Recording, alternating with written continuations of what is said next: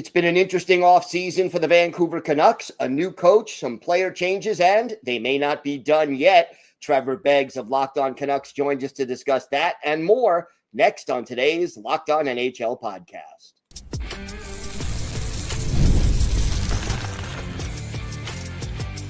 You're Locked On NHL, your daily podcast on the National Hockey League. Part of the Locked On Podcast Network, your team every day. Welcome, everybody, to the Monday edition of the Locked On NHL podcast, part of the Locked On Podcast Network, your team every day. I want to thank everyone who makes Locked On NHL your first listen every day. Don't forget to subscribe on YouTube or wherever you listen to podcasts so you never miss an episode. This episode is brought to you by Monarch Money. Take control of your finances with Monarch Money. Use code LOCKEDONNHL at monarchmoney.com for 50% off your first year.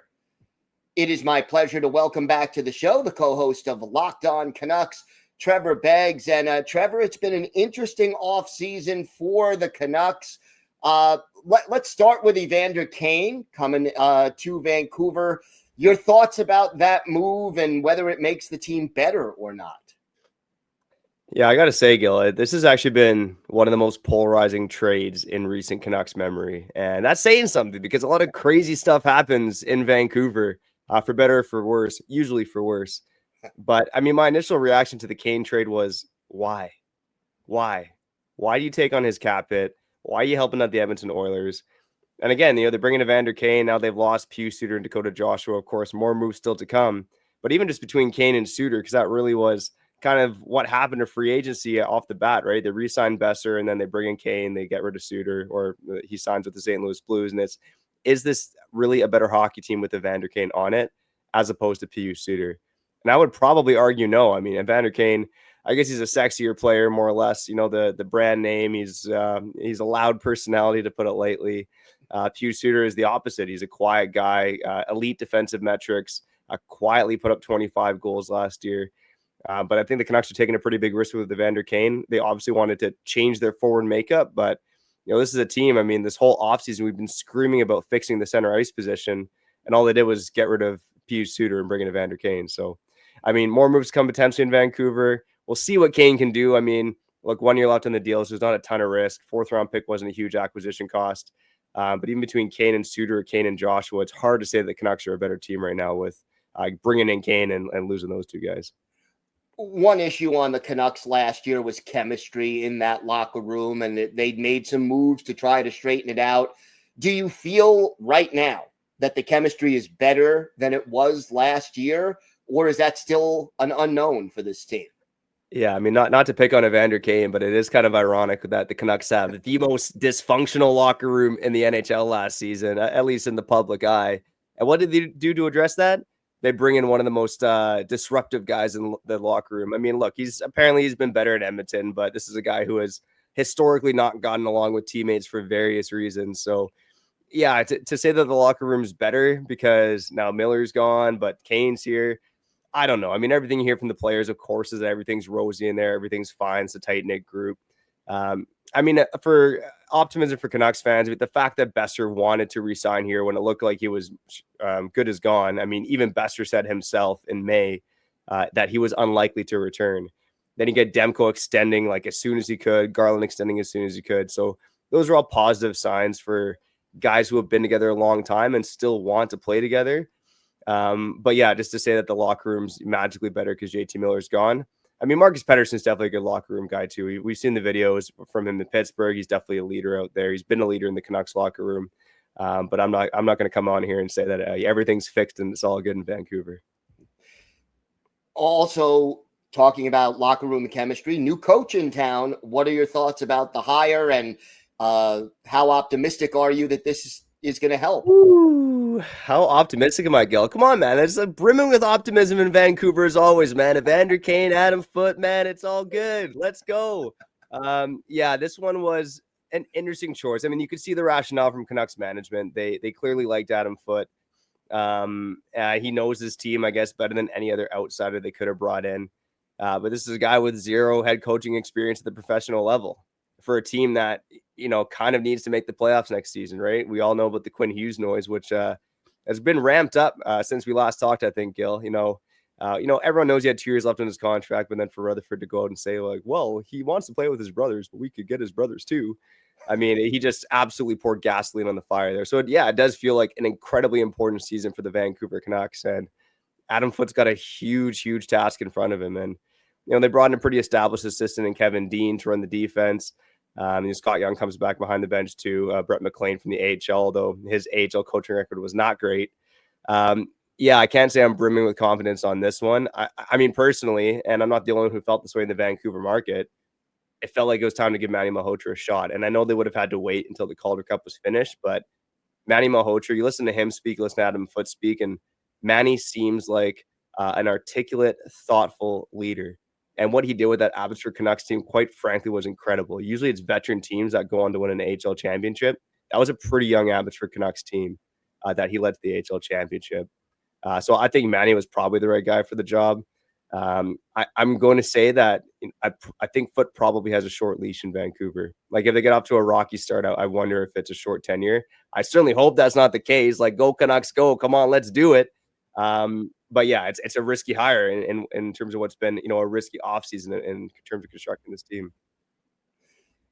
You mentioned some more moves may be coming. There's a lot of rumors out there. What does this team need, and who are they probably looking at to try to add between now and the start of the season?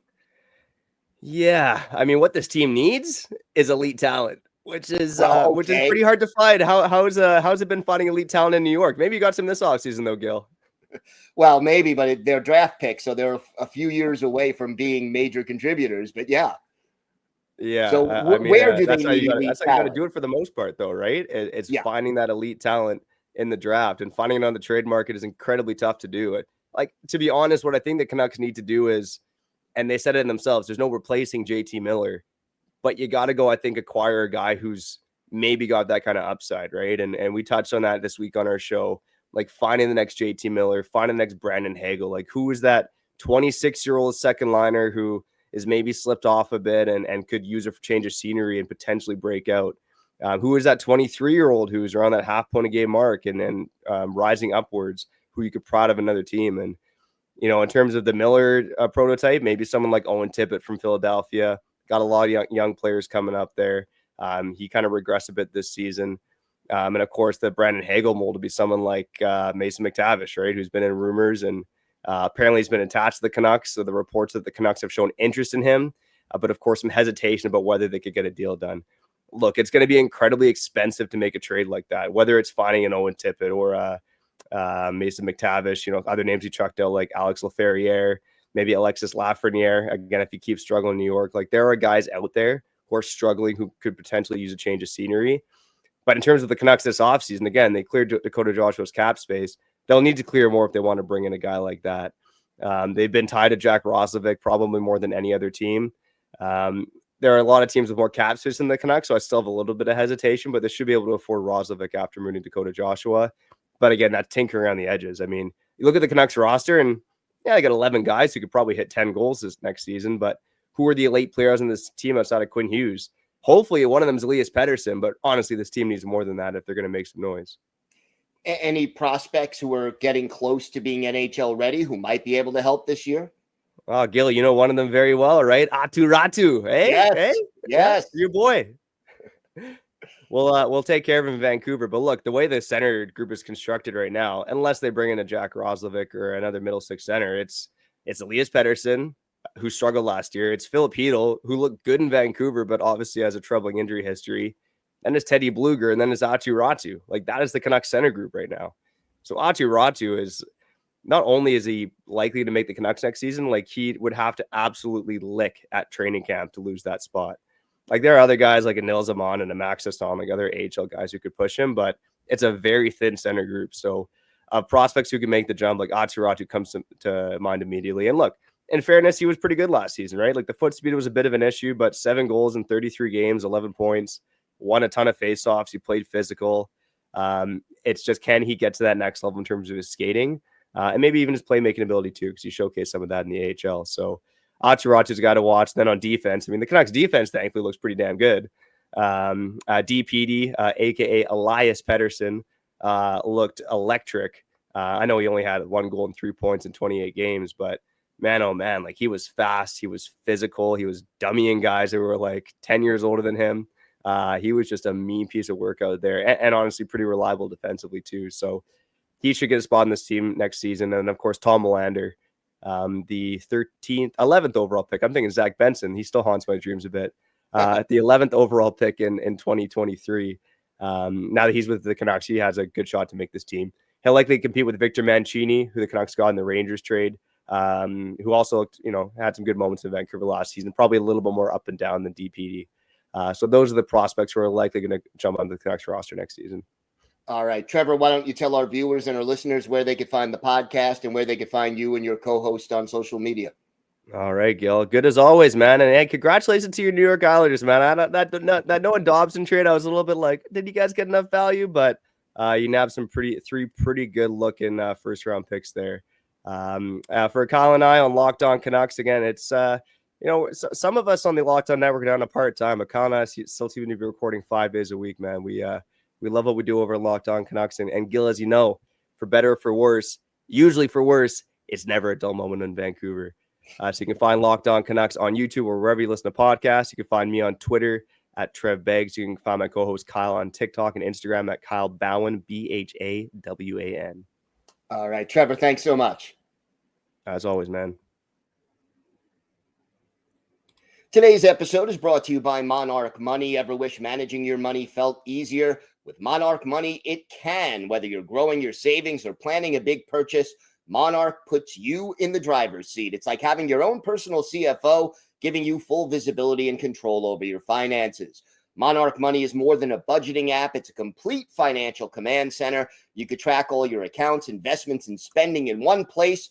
So in addition to managing your money, you're also building wealth.